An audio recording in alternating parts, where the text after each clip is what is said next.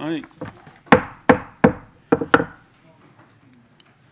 Good afternoon, ladies and gentlemen. Welcome to the Foreign Correspondents Club of Japan. I'm Dan Sloan, president of this organization. 5 months ago, we had the pleasure and honor to welcome our guest today, Israeli Ambassador Gilad Cohen. At that time, a ceasefire was underway between Israel and Hamas of a war that had began on October 7, 2023, with a surprise attack on Israel, leaving over 1,200 Israelis dead and 250 taken hostage. Since then, the death toll has exceeded 56,000 in Gaza. Separately, 2 weeks ago, Israel launched surprise attacks on nuclear sites in Iran. Tehran, in turn, launched missile and drone strikes on Israel. That was followed by U.S. bombing of 4 nuclear sites by the U.S., which has subsequently said, and it appears accurate now, that a ceasefire is in effect. It also claimed that the nuclear program of Iran was obliterated. Israel's defense minister said the strikes would neutralize the surrounding infrastructure, and as of now, we are seeing people return to Tehran. Separately, the prospect of the ceasefire, or the ceasefire between Iran and Israel, has raised some hopes and speculation that a ceasefire between Israel and Hamas is possible. Just yesterday, U.S. Envoy Steve Witkoff says there's a very good chance, or very close to such an agreement. Our guest today is going to speak in greater detail. The embassy has a handout for you on the state of affairs in the Middle East, and obviously with Gaza and Iran. So with no further ado, Ambassador, thank you. Thanks, Dan. Thank you very much for having me. The world is a better and safer place today. The Operation Rising Lion had a tremendous success. And this was a preemptive strike by Israel.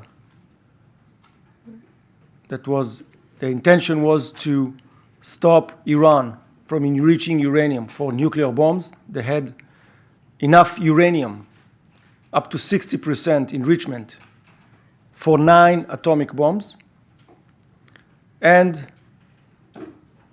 to damage their missile, long-range missiles and ballistic missile production, as they were trying to have more than 10,000 missiles in the coming 3 years, and 20,000 in the next 6 years. This amount of missiles is something that no nation can face. Iran is the #1 destabilizer of the Middle East and of the world, including here in Asia. For years, they are lying to IAEA, not abiding by their commitments that Iran has signed on NPT and others. And they are saying, we want only nuclear facilities, a nuclear program for peaceful purposes. And I'm asking, peaceful purposes? So why do you want to enrich for 60%? Peaceful purposes doesn't need 60% enrichment. Only nuclear weapon needs it, 60 and up to more than 90%. Why do you hide it in bunkers? Why do you continue lying and defying the IAEA in non-compliance? And why are you producing thousands of long-range missiles to carry out these atomic bombs?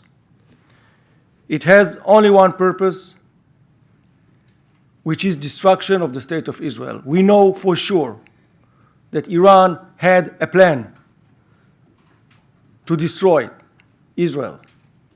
First by atomic bombs, atomic weapons, then by thousands of long-range missiles, and by ground invasion that was planned from Hamas in the south and Islamic Jihad, Hezbollah in the north, and other proxies. So this ring of fire that Iran was planning was a destruction plan of the state of Israel. But this is not only about Israel. It's about the free world. It's about having their missiles being launched and being in a large scale, also to attack one day Europe and maybe reach until the United States and here in Japan. So what we did is not only for us, it's for the free world. Now, some people may say, why not negotiations? Let's have negotiations. Let's talk. Now, negotiations are not the goal. When you talk to someone and you have diplomacy, it's a tool. It's a tool to reach a goal. And the goal was to stop Iran from having a nuclear program. Now, the world, not only Israel, the world was talking to Iran for 30 years, asking them, putting Security Council resolutions, sanctions. The United States came in and said, let's talk. President Trump gave 60 days, let's talk about it. Let's see, but you cannot have nuclear weapon. And they refused. So sometimes negotiations don't work anymore. Sometimes you have to understand that that's it. Remember 1994, when the United States of America, President Clinton then, didn't want to attack North Korea at the end. He said, let's talk. Let's have negotiations. You can have reactors. And what was the result? 12 years later, a nuclear test by North Korea. So what we did now was in the 12th hour, the last minute, because we knew that after Hezbollah was cracked down, they were running for a bomb and they were running for more production of long-range missiles to attack Israel. So we are now, again, checking the results of this attack. And I can tell you, or I can quote Grossi, the Director General of IAEA, saying, it is clear that there is one Iran before June 13th, a nuclear one, and there is one Iran now. And it is night and day. Iran's nuclear program has been set back significantly. So this is what the IAEA has said. And what we did is acting according to international law, attacking only military targets, nuclear sites, and missile production. When you compare it to Iran, you see that Iran has attacked from civilians, populated areas, and targeting civilian populated areas. So this is something that defines terrorist organizations. And this is a terrorist state. I want to take this opportunity and to thank Japanese government for standing by Israel. The Japanese leaders have said Iran can never have a nuclear weapon. Japan also, within the G7 statement, said, we affirm that Israel has the right to defend itself. Japan also said, Iran is the principal source of regional instability and terror. We have been consistently clear that Iran can never have a nuclear weapon. This is a Japanese statement within the G7, and I thank Japan for standing on the right side of history. Regarding the United States, Israel and the United States have always had a very good relations, strategic relations on political issues, Security Council, economic, technological, scientific, and others. But this is the first time also that the United States is standing by Israel not only by defending it, but also joining an attack for defending Israel. And this is something that is under President Trump administration. The level of relations between Israel and the United States are unprecedented.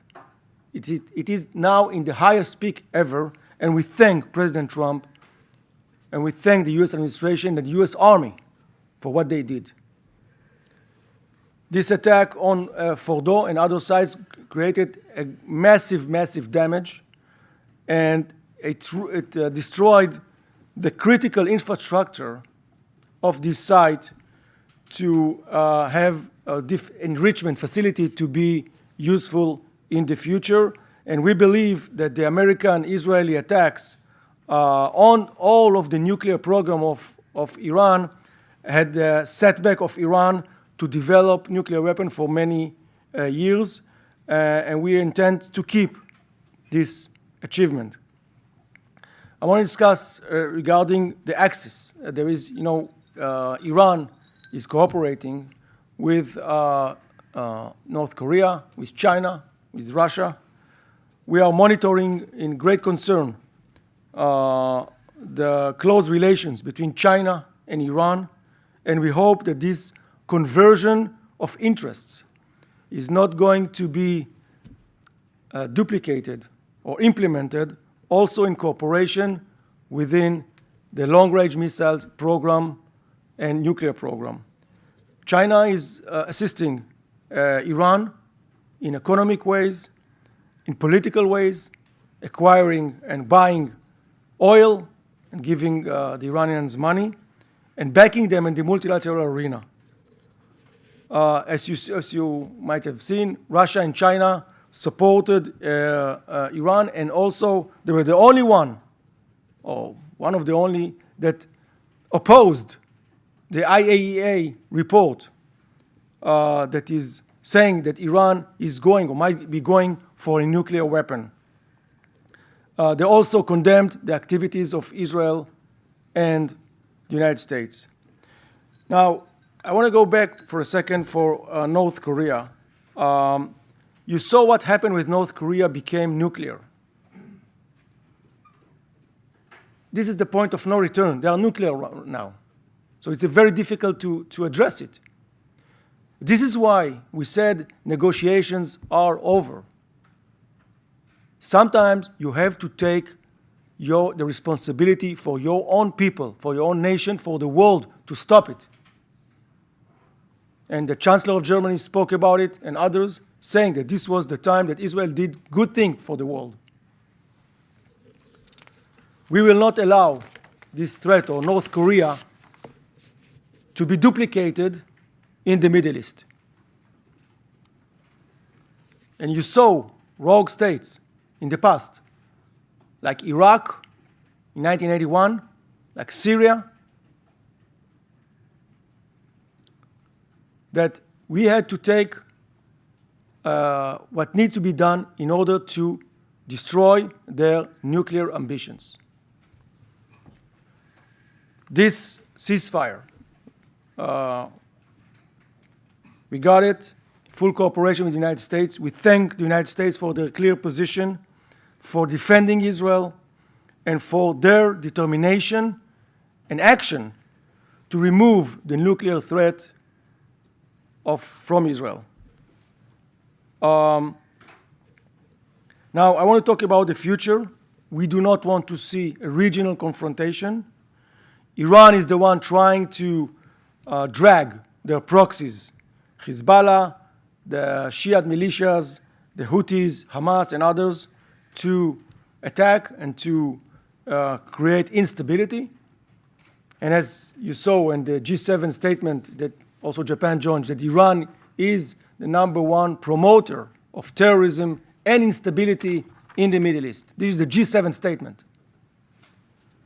So preventing Iran of having a nuclear weapon is not only in Israel's interest, it's a regional interest, and it's a world interest.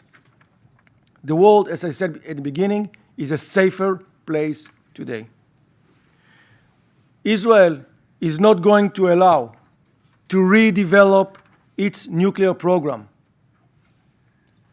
We are not going to allow Iran to redevelop its long-range missiles program. We are going to do everything in our power to defend our nation. This is a regime that said openly that Israel has to be destroyed. Their leaders are saying it repeatedly. Israel should be destroyed. Only in May, while talking to the Americans, the Supreme Leader Ali Khamenei said, Israel is a tumor that has to be removed. A trivia question, who said it before, do you know? 90 years ago. The Nazis. The Jews are a tumor, are a disease that has to be cured or removed. So when you have the intentions destroying Israel, they're calling openly, Israel had to be removed or wiped out from the map of the earth. And when you have the tools, which is a nuclear weapon, and the means to launch it, which is long-range missiles, there is no other conclusion but an act of self-defense of Israel to eliminate this threat. And I want to repeat, we are not going to allow Iran to develop, again, nuclear program or long-range missiles program. Please mark my words. We do want, in the future, to have peaceful relations with the Iranian people. The Iranian people, they are a great nation with a great legacy of more than 3,000 years. We don't have any fight with the Iranian people. They suffer under this tyranny of this regime, who is oppressing its own people, who is putting in Avin jail just political prisoners, who is killing and beating women not because they don't have a scarf, hanging homosexuals, depriving human rights from their own citizens. They deserve better. And we are reaching our hand to Iran, to the Iranian people, for in the future to have peaceful relations. We used to have an embassy in Tehran. We used to have direct flights. We used to have good connection before the 1979 revolution, Islamic revolution. But the Islamic revolution and Khomeini, when you want to gather support for a tyranny, how do you gather support? Because you are a tyrant. It's not democracy. You do it by finding an enemy.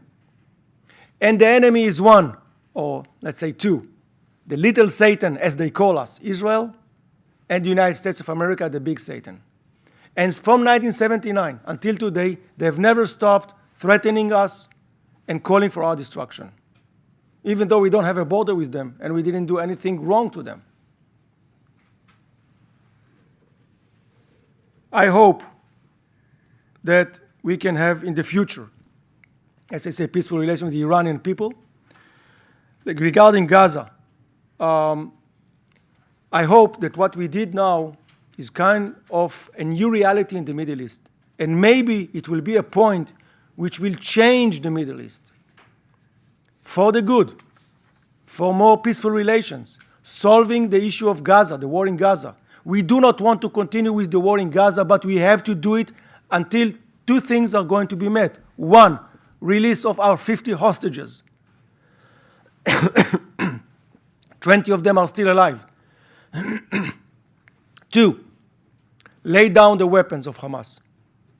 Go out of Gaza or make Gaza not a hub of terrorism, but a place that Israel and the people of Gaza can live side by side. That's it. Gaza cannot be a hub of terrorism and threat to Israel anymore. Now, when those goals are met, we can go and finish the Gaza war. And I think that now we have the opportunity in the Middle East, because of the Iranian threat that is nuclear threat is over, not only for us, but also for the GCC, for the moderate countries, the Sunni countries in the Middle East. So maybe now, I don't know, maybe you heard what Witkoff has said and others, we can have, and also Prime Minister Netanyahu said yesterday night, that maybe we can have now a chance for a new dawn in the Middle East. This war can be, the end of this war, can be the beginning of a new dawn in the Middle East. A dawn of friendship, of peace,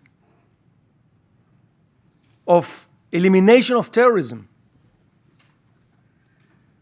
And we are not going to allow Iran to continue with its vicious intentions of terrorism, missiles, and nuclear program. So I hope that Abraham Accords can be enlarged and can go beyond the countries that are now being part of the Abraham Accords. Israel is willing to reach its hand for peace with its neighbors. War is not the goal. The goal is to have peace in the Middle East, but peace when the Israeli needs of security are met.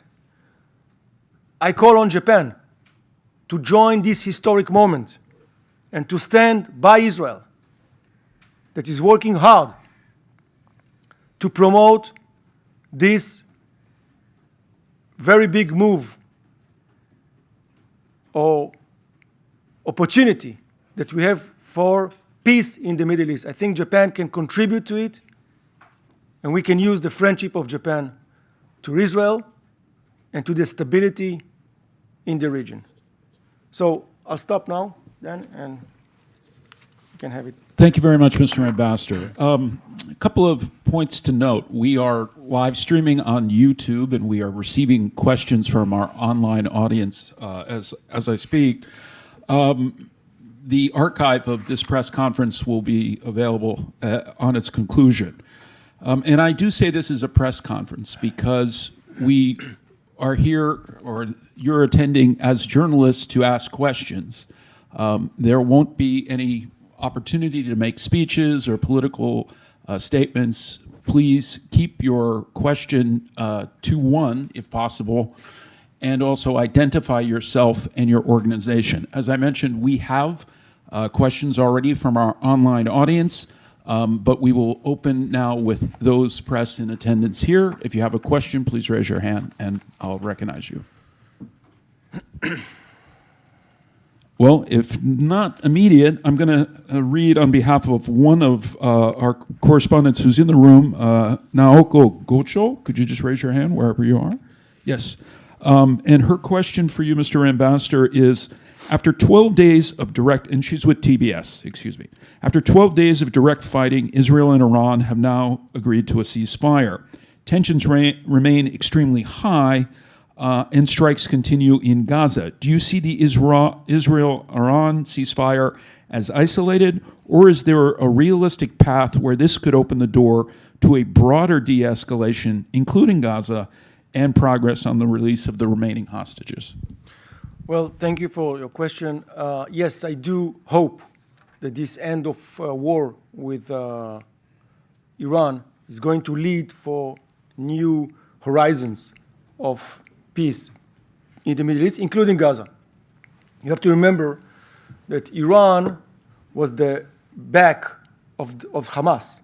Iran sponsored Hamas. They gave them weapons. They gave them what they needed to attack Israel on October 7. We've found out, and I think it was published also, a letter from Yahya Sinwar, the leader of Hamas on October 7, and Muhammad Def, writing to the Iranian Revolutionary Guards commander, Izadi, who is dead now also, telling him, sorry for attacking Israel before the time that we agreed to, because we agreed on having simultaneous attack on Israel. We launched this attack, and we hope that Iran and Hezbollah, they wrote also for Nasrallah, will join us to crash the Zionists. So Iran is now deterred, and their facilities were severely hit. Hezbollah was hit by us. Syria, Assad is no longer there. The Houthis were hit. So I believe that Hamas, I hope, is in a position that it will be willing to release our hostages, to come for kind of a deal that will, again, release the hostages and lay down these weapons. I want to explain to you, you know, people are living near Gaza. The family of my wife, she was born in Kibbutz Nahal Oz, who suffered from this attack.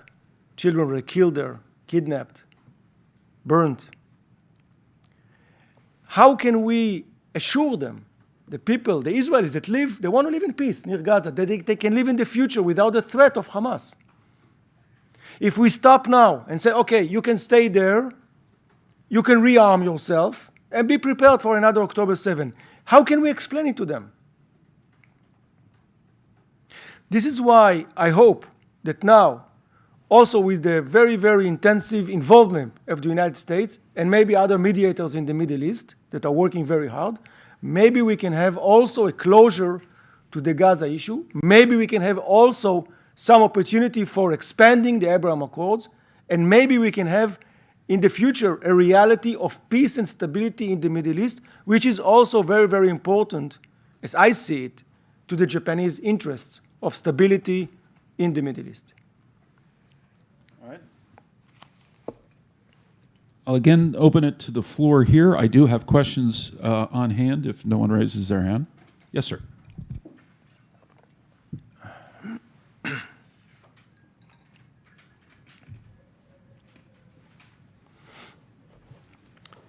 Thank you, Mr. Ambassador. My name is Sho Kawakita from Kyoto News. Thank you for your presentation. I have a question about your reaction to the Iranian president comment days ago in a phone call with Saudi Crown Prince Mohammed bin Salman. Iranian President Masoud Pezeshkian stated that Tehran was ready to address nuclear concerns within the context of the international framework. He was clearly referring to the establishment of the consortium. Is that something that you could consider as an option to solve this problem? Thank you. Thank you for your question. Our goals with Iran, and I think the goal of the international community, are three. One, no nuclear weapon, nuclear program in Iran. Two, no long-range missile and ballistic missiles and UAVs in Iran to threaten Israel and the neighbors. And three, stop of incitement or pushing terrorists and proxies to attack Israel and others in the Middle East and out of the Middle East. If these three goals are met, we can go along. I don't know exactly what's being discussed now. President Trump said 2 days ago that they are going to talk next week with Iran, and I don't know the details of those talks. But President Trump said, and we said very, very clear, and Japan said very clear, Iran cannot have a nuclear weapon. That's it. And we have to see how these goals that I said are met with what's going on ground with negotiations. You know, looking at 30 years of negotiations with Iran, I don't know. I just don't know. I don't know what to expect. So we have to be very vigilant and very cautious about what they say. And then we will address it if needed. If we see that they try to reactivate the nuclear program, trying to hide again what they do, trying to deceive again the IAEA in the world, working again to have long-range missiles program to attack us, or sending again their proxies to attack us, we will take what needs to be done, the actions need to be done in order to prevent it, as I said before. All right. Any next question? If not, I'll ask one on behalf of Martin Kohling. He's from Handelsblatt. Mr. Ambassador, how would you describe the support of the Japanese government for Israel? What further action would you like to see from the government? And then finally, and how would you describe the media coverage of Israel in the war with Gaza, war in Gaza and with Iran? Well, first of all, as I said before, I'm grateful for the Japanese government for standing on the right side of history, defending the right of Israel to defend itself, or standing by Israel, acknowledging that Iran is the destabilizer, the number one destabilizer of the Middle East, and hub of terrorism, and saying that Iran can never have a nuclear weapon. These are very, very important declarations. And I think their stand in the G7 and out of the G7 also on national capacity are very much welcomed by Israel. There was a phone conversation between Foreign Minister Saar and Foreign Minister Iwaya. They spoke about these things, and these messages was also reiterated by the Japanese side. And we said that we are going to keep each other briefed on what's happening. I think that Japan, as I said before, is a very important player in the new Middle East. I believe and I hope that we are going for a new Middle East.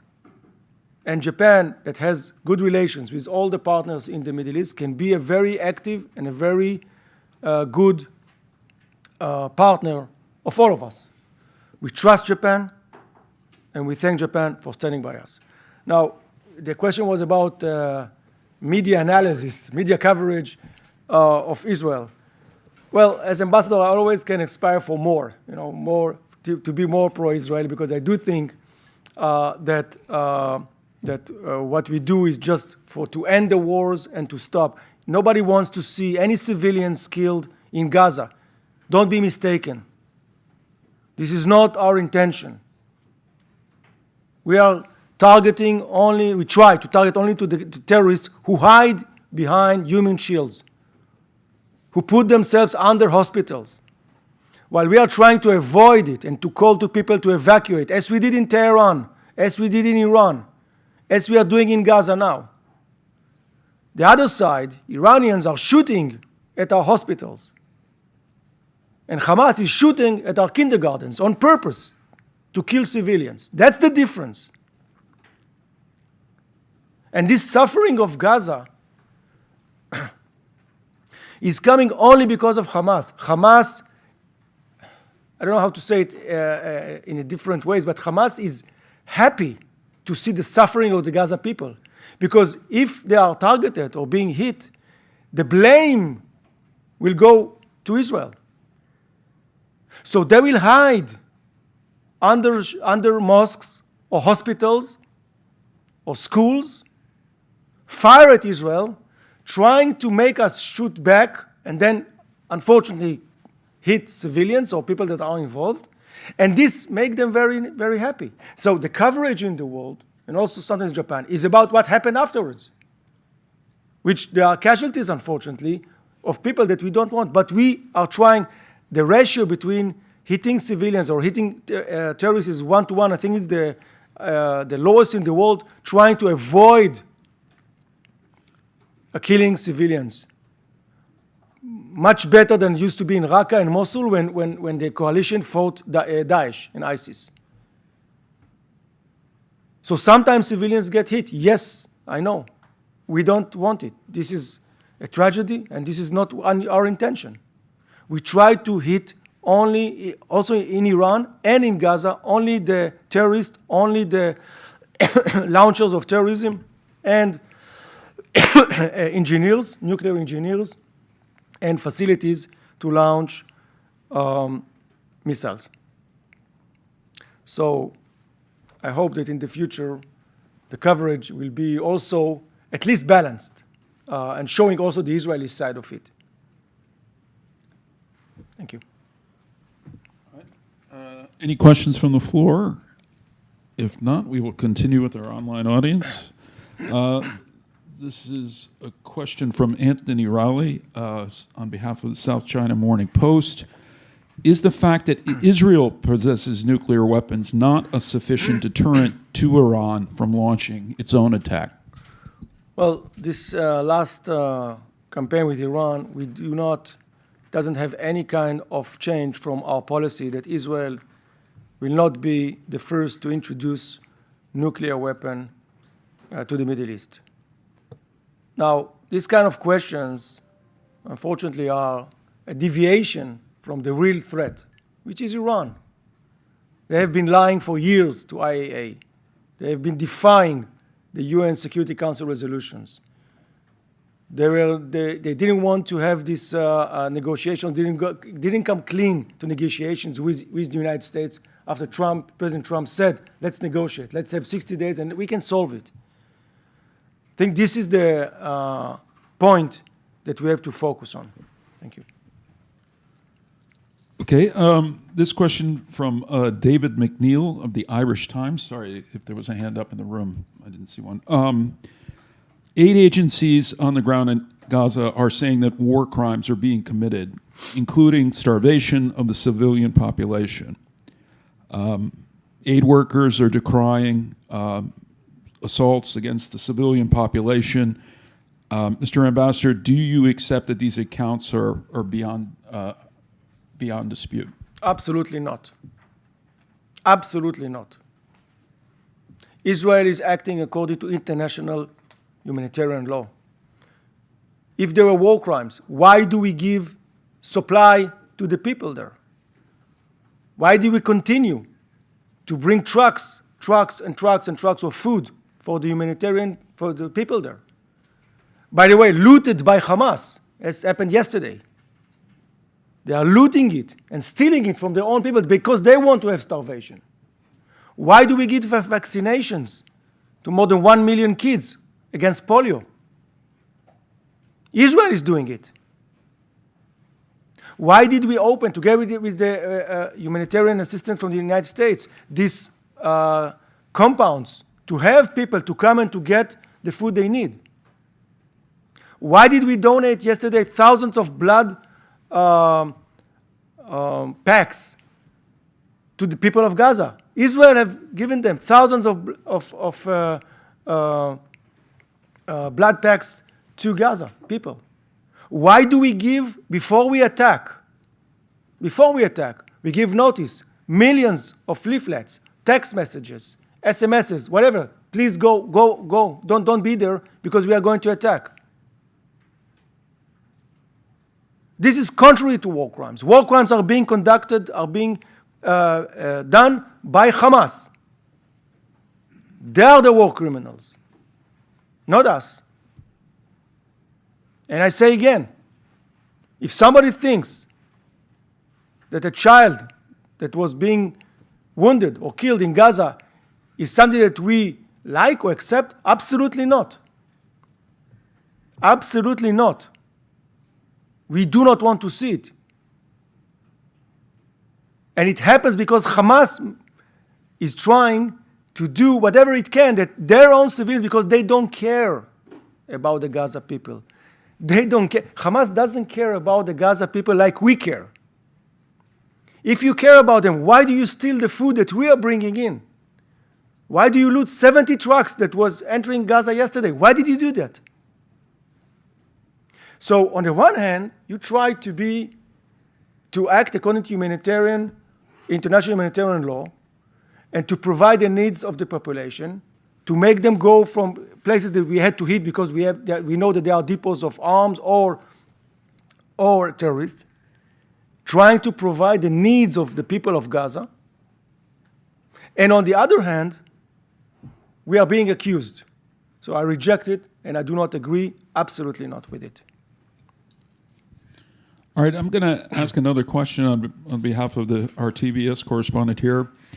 Mr. Ambassador, with Qatar expected to mediate new ceasefire negotiations between Israel and Hamas, potentially with other parties, how does Israel view Qatar's role in the process so far? Is a brokered agreement realistically going to emerge And if so, in what kind of time frame? Qatar has faced criticism for its ties to Hamas. From Israel's perspective, can Qatar serve as a credible and effective mediator? Indeed, Qatar was an actor that provided money to Hamas and also some support that we had criticism on it. But they did play a role now in the ceasefire between Israel and Iran. And everyone that can now promote achievement of a ceasefire, again, a ceasefire with Hamas, which will include the things that I said, full release of all of 50 hostages, and lay down the weapon, is welcome. Sir, I'm going to just momentarily switch from the Middle East to developments here in Japan. Prior to coming in, I had asked the ambassador about developments for this year's war anniversary, specifically in Nagasaki.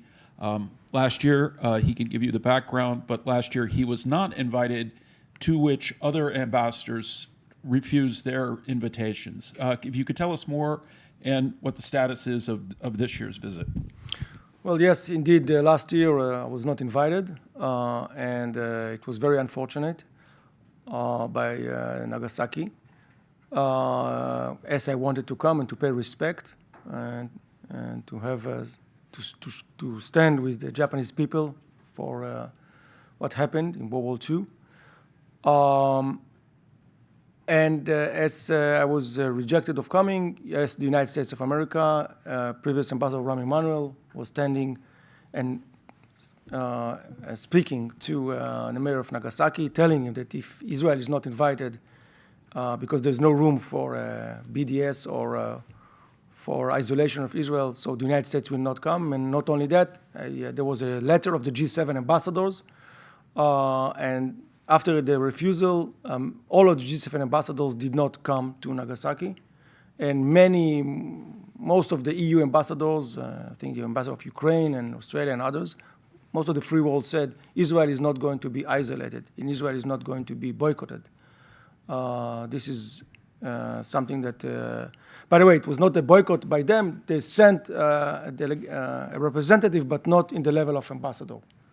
And I went with Ambassador Emmanuel and the UK Ambassador, Julia Longbottom, to an alternative ceremony here in Tokyo to pay respect to the Japanese victims.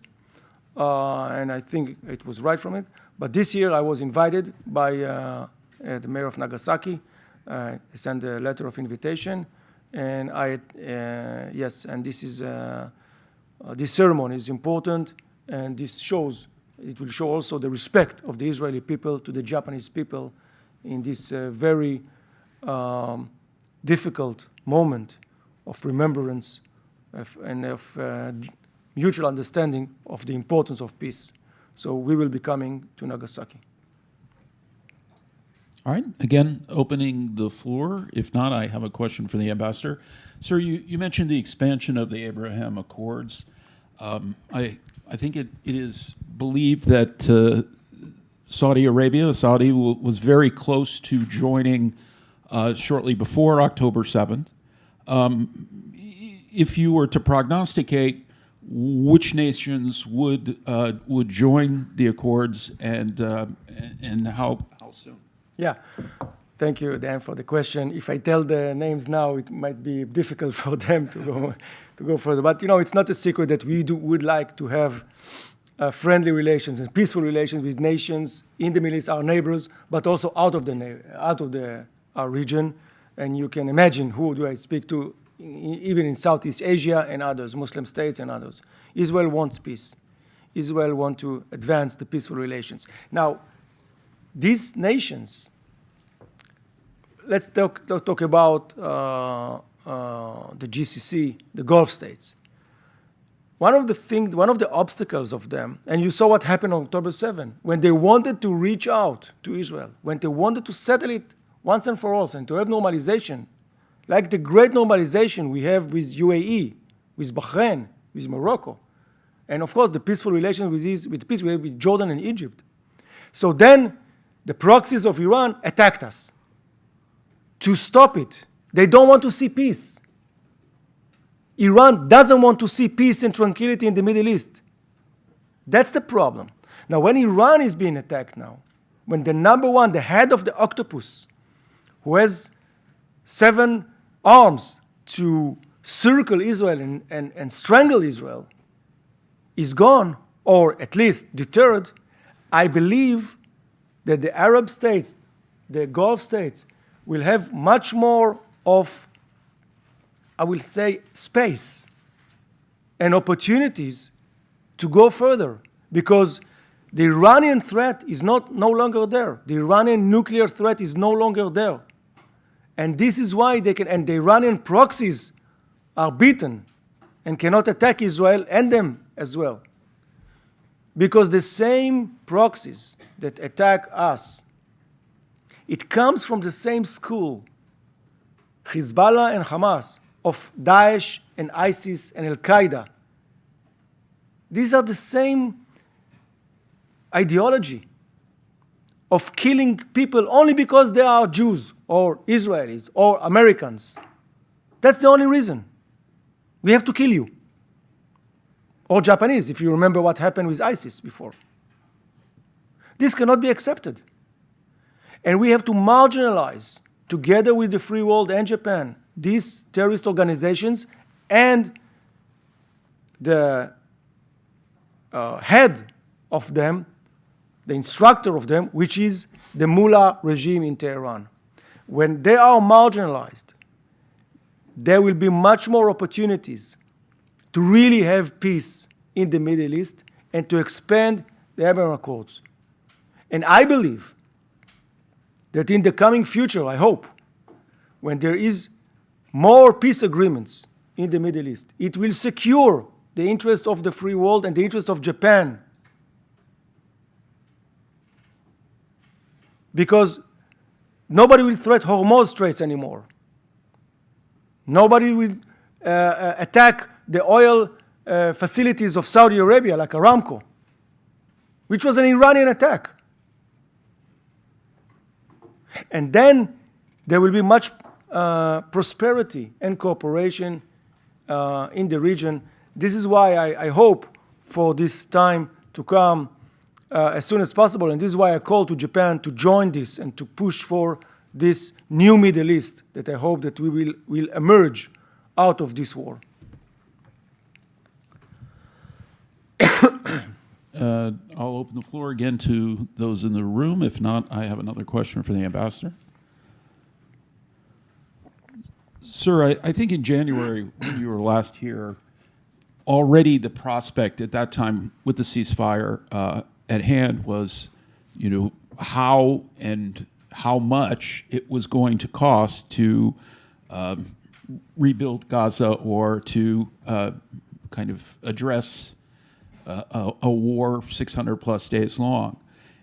Does Israel have estimates, or is there kind of plans underway to reach out to the international community as much to start the rebuild when it's possible? We want to see the people of Gaza live in peace and prosperity and not to pose any threat of terrorism on Israel. That's what we want. Now, I don't have an estimation of how much money it will take, but remember, the world has invested billions of dollars in Gaza through the donors mechanism. Japan also contributed. The world has contributed, and Israel was okay with it. Why not? Let's do it. We were also supplying their needs. But instead, what happened is that Hamas took over something like 20 years ago. And then all the money that were coming in was not going to education, to build universities, to build new houses, to build factories, shopping malls. It went to tunnels. It went to missiles. It went to arming and to a program of destroying Israel. So the question now, the world, after this war is over with Gaza, the world, I hope, will try to contribute to rebuilding Gaza. By the way, this plan of Trump, if people want to live and live in good conditions out of Gaza, why not? If they want in their own free will to go out of Gaza, why not? And live in places that will accept them, of course, not by force. But for the people that stay there, I think we should be very vigilant and see that if we invest money, or the world invests money now, it will not go again to terrorism. And this is why I'm saying that terrorism cannot prevail in Gaza anymore. And this is why, I don't know if I said it before, but if you remember Golda Meir, the Prime Minister of Israel, who said once, if the Arabs lay down its weapon, there will be peace. If Israel lays down its weapon, Israel is going to be destroyed. That's the difference. And after October 7, the lesson that we had from this, after the Holocaust that we've suffered so much, of 6 million Jews that were exterminated by the Nazis, we have only one lesson: history repeats itself. And to make sure that history will not repeat itself, we have to make sure that not Iran, nor Gaza, nor Lebanon, and nor Syria and other places will pose a threat to the sheer or mere existence of the state of Israel. And this is why we have to take these actions. Sometimes, as I said, diplomacy has its limit. You cannot talk forever. Talking is not the goal. You can talk and talk and negotiate, and at the end, North Korea is nuclear. And that was exactly what Iran was trying to do. Talking and deceiving and playing for time and more time and another report and no action, and that's it. And one day, we all could have woke up in the morning and a nuclear test in Iran. And then what are we going to do with it? What are we going to do with it? Imagine the strength and the enormous danger in the Middle East of their proxies. Because the Houthis and Hezbollah and Hamas would have felt much safer now when they have their patron nuclear. And I hope also that what happened now with Iran will also have an influence on your neighbors here in Asia. That this is not the way to threat others and to use force to impose your wills. Thank you. Well, I'm going to take the liberty to ask one more question, perhaps the last we can get in today. In kind of your chronology of what's happened basically over the last 5 months or so, obviously Syria, regime change there, success for Israel in its efforts against Hezbollah in southern Lebanon, and specifically looking at Hezbollah now. Mm-hmm. Do they remain a threat? Are it's, I believe you had a ceasefire with Hezbollah. What's the prospect of that can even find another step towards a sustained peace? Yeah. Well, thank you, Dan. The purpose of Hezbollah was to serve as the long arm and the major arm of Iran. If Iran is attacked, like happened now in the 12 days war, Hezbollah was to get the instruction immediately: attack Israel. Attack Israel by invasion, and by missiles. They used to have more than 150,000 missiles. But what we did in the past year, especially in September of 24, we call it 10 days in September, we attacked very, very severely their arsenal, missile arsenal, and also we've eliminated their leadership by Nasrallah and others. And what you saw now is that after Iran was attacked by us as a preemptive strike, and a strike of self-defense, Hezbollah didn't do anything. Hezbollah said, we are not going to do anything. And I think we see something very interesting happening in Lebanon. Because Lebanese president said, I do not want to have anyone holding weapon in Lebanon and shooting Israel. This is not our war. And that's exactly what we want to say. Yes, this is not your war. Israel wants to have peaceful relations with Lebanon in the future. Why not?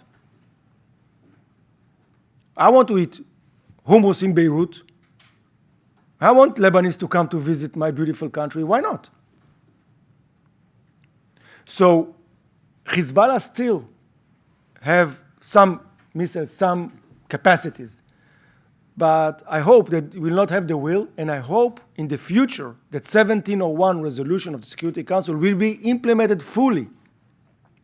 And there will not be any other force but the Lebanese army to hold the weapons. And there won't be Hezbollah to threaten us and to make Lebanon again suffer. Because Israel, unfortunately, had to show its might and strength. And we've shown it to everybody in the Middle East. Please don't threaten us anymore, because we will strike you. Let's live in peace. President Trump and Prime Minister Netanyahu said this will be peace out of strength.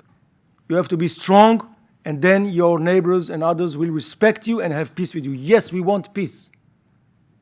But it's not peace for endless negotiations and diplomacy. It's peace that everybody has to respect each other. I do hope that as all of us, as Israel has one arm under one government, as Japan has one arm under one government, as the United States, there won't be any militias like Hezbollah in Lebanon. And in the future, there will be dismantle of their capabilities, and we can live in peace and security for Lebanon, because the Lebanese people also deserve peace, also deserve prosperity. And all of the region, people in the region, including the Iranian people, deserve this. And they deserve their money to be invested in universities, in science, in technology, in good things. You know, there is a very interesting scale. I don't know if we have it here, but to show Iran and Israel back in the 80s and in today, after the Islamic Revolution. And you saw the GDP per capita, Israel and Iran, well, more of the same back then. But you see that Israel now, where it stands, one of the highest income per capita in the world, more than $54,000 per capita, while you see where Iran is there, just a few $1,000s per capita. Why did it happen? It happened because you invest in missiles, in nuclear facilities. They've spent $500 billion, $500 billion, $500 billion in their program of enriching uranium and fissile materials and missiles, and invested in Hezbollah and their proxies. Why? You could have taken this money and invest in your people, like Israel did. Israel had also to invest in our army because we had to defend ourselves, but this is why. And this is very unfortunate. I'm not saying it's as pride or to humiliate or to say bad things, but no, the Iranian people should have deserved better than this. And this is a tragedy. And I hope that the Middle East will come to a new era of peace, of moderation, and of living side by side in security and in peace. Thank you. Well, with that, we'll conclude today's press conference. As we did in January, Mr. Ambassador, we want to thank you for your time and your comments today, and extend your honorary membership to this club even longer. Again, thank you very much. Thank you, Dan. Thank you so much. Thank you very much. Thank you very much. Please remain seated until the ambassador leaves.